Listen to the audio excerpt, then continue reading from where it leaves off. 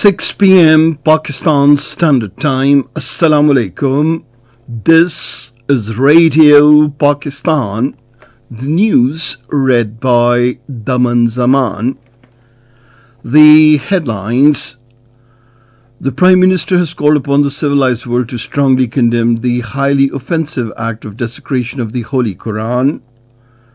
The Finance Minister says fiscal discipline is indispensable for economic prosperity and strengthening of the democratic system in the country. The Pakistan ambassador to the United States has urged the overseas Pakistanis to help boost tourism in the motherland by investing in this lucrative sector. The All Parties Hurriyat Conference has strongly condemned the attachment of its office in Srinagar with the Indian National Investigation Agency and land eviction drive against Kashmiris. Thousands of Sikhs voted in the Khalistan independence referendum in Melbourne, organised by the Sikhs for Justice, Australia chapter today. The United Nations has criticised Myanmar over the large-scale violations of human rights in the country. And now the news in detail. The Prime Minister Muhammad Shahbaz Sharif has called upon the civilized world to strongly condemn the highly offensive acts of desecration of the Holy Quran. In a tweet today, he said the highly offensive desecration of the Holy Quran by a Danish politician is the third such incident in a row that should be strongly condemned by the civilized world. The Prime Minister said the need for global unity to fight Islamophobia cannot be more urgent than it is now. Shahbaz Sharif said, "We are deeply hurt." The Finance Minister Ishaq Dar says fiscal discipline is inevitable for prosperity of the country. Only then can democracy be stabilized. Addressing the concluding session of the two-day Bacha Khan conference in Islamabad today, he said we have to get rid of reliance on foreign aid. He said the late Bacha Khan had also promoted the concept of utilizing domestic sources instead of the imported ones. Ishaq Dar said we must learn to uphold the dignity of our country in the comity of nations. He urged all the political forces to join hands to steer the country out of the current economic crises. The Defence Minister Khwaja Mohammad Asif says prudent steps taken by the government for the economic revival will produce substantial results. Talking to newsmen in Sialkot today, he held the Pakistan Tehreek-e-Insaf chairman responsible for the country's current economic situation due to his negative politics. Khwaja Asif said Imran Khan is a frustrated person who tried to move the direction of the country's politics towards extremism. He said during the Pakistan Tehreek-e-Insaf tenure, political opponents were thrown into jails and Pakistan Muslim League Nawaz leaders faced fake cases. The Minister for Human Resources and Overseas Pakistanis Sajid Hussain Turi has said the government will send 1 million Pakistanis to different countries for employment opportunities. Addressing an event in District Kurram today, he said the government has already sent more than 600,000 people to different countries. The minister said successful negotiations with different countries continue to find honourable livelihoods for skilled workers. He said negotiations to address the issues of deported workers from the United Arab Emirates are also underway. Speaking about the development and welfare projects for District Kurram, Sajid Hussain Turi said Nodra offices are being established at Bagan, Alizai and Dogar areas. The Minister for Poverty Alleviation and Social Safety Shazia Mari says the government is widening the scope of Benazir Income Support Programme to ensure the provision of relief to the poor and low-income strata of the society. Addressing a ceremony in Karachi today, Shazia Mari said the transgender community have been declared eligible for receiving cash assistance under the Benazir Kafalat program. He said deserving transgender members of the society will be eligible for 7,000 rupees quarterly cash assistance. The session of the Senate will be held at the Parliament House in Islamabad at 4 p.m. tomorrow.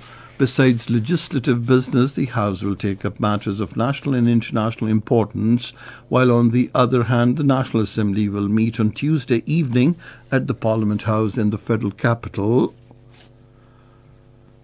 Pakistan's ambassador to the United States, Sardar Masood Khan, has urged the overseas Pakistanis to help boost tourism in the motherland by investing in this lucrative sector. Speaking at the Travel and Adventure Show in New York, he said Pakistan is not only home to ancient and modern civilizations but also a rich cultural heritage. He said efforts are being made to further ease the grant of visas to tourists. Masood Khan encouraged Americans to visit Pakistan as it is a safe place for tourists. This is Radio Pakistan.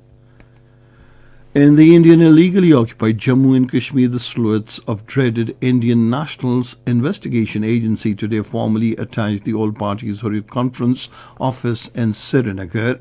According to Kashmir Media Service, the National Investigation Agency team arrived at Rajbagh in Srinagar and sealed the office. The Indian National Investigation Agency team was carrying the order of a Delhi court with it that had approved the attachment of the Hurriyat office, Srinagar, on the pretext of a fake case registered against the forum a few years back. The All Parties Hurriyat Conference spokesman, in a statement issued in Srinagar, strongly condemned the attachment of its office. He said the All Parties Hurriyat Conference is a political forum and its office is a public property which has been attached by the Modi regime for highlighting the miseries of the Kashmiris at the hands of brutal Indian troops. The spokesman termed the sealing of the APHC office as well as land eviction drive as part of the fascist Indian government's nefarious plan to further disempower the Kashmiri people. Sikhs for Justice Australian chapter held voting for Khalistan independence referendum in Melbourne today. Sikh youth, men, women and elderly members carrying banners and flags of Khalistan and chanting slogans of "Long live Khalistan, Khalistan will be formed at any cost, no to Hindutva" voted in the referendum. The organisers, Sikhs for Justice, said a huge turnout of Sikhs in Melbourne is a strong message to India that it can no longer suppress the voices of Sikhs by using state power and economic might. The Sikhs for Justice's General Counsel Gurpantwant Singh Punun said the proposed state of Khalistan would be achieved by carving out North Indian state of the Punjab, parts of Haryana and Himachal Pradesh, and several districts of Rajasthan and Uttar Pradesh. Sikhs are facing increasing discrimination in India, especially with the growth of Hindu nationalism. The Israeli troops martyred a Palestinian teen near an illegal Jewish settlement in the occupied West Bank today. The Palestinian Health Ministry said Karam Ali Ahmad Salman was shot dead near Kedumim settlement area. The Israeli forces have so far killed at least 11 Palestinians in Jenin refugee camp and near Jerusalem during this week. The American Secretary of State Antony Blinken arrived in Egypt today on the first leg of his Middle East trip aimed at diffusing Israeli-Palestinian tensions after eruption of violence. In a statement, the American State Department spokesman Vedant Patel said after Cairo, Antony Blinken will travel to Jerusalem and Ramallah tomorrow. Antony Blinken will meet Israeli Prime Minister Benjamin Netanyahu and Palestinian President Mahmoud Abbas to de-escalate tensions. The United Nations Human Rights Chief Volker Turk has slammed large-scale repression of human rights in Myanmar. In a statement, he expressed regret that Myanmar has sunk into a worse crisis, undergoing a wholesale regression in human rights. He said at least 2,890 people have died at the hands of the military and at least 767 were taken into custody.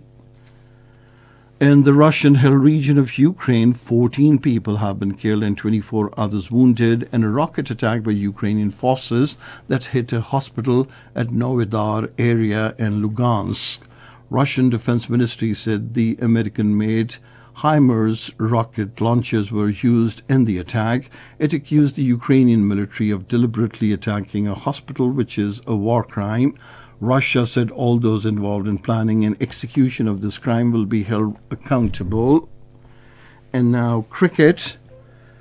In the final of the Under-19 Women's World Cup at Potchefstroom in South Africa against India, England were 68 runs for the loss of 8 wickets in 16 overs a short while ago. Earlier, India won the toss and elected to field. And finally, the weather report. Rain, wind, thunderstorms, snowfall over the hills is expected in Islamabad, Pokhara region, Khyber Pakhtunkhwa, Kashmir, Gilgit-Baltistan, Upper and Central Punjab and northwestern Baluchistan during the next 12 hours. However, moderate to isolated heavy snowfall may occur in the hilly areas. Isolated heavy falls, hailstorm is also expected in upper parts during the period. And that is the end of this news bulletin. For more news and analyses, log on to our website, radio.gov.pk, and you can also watch the live video streaming of our bulletins on the link facebook.com/Radio Pakistan News Official.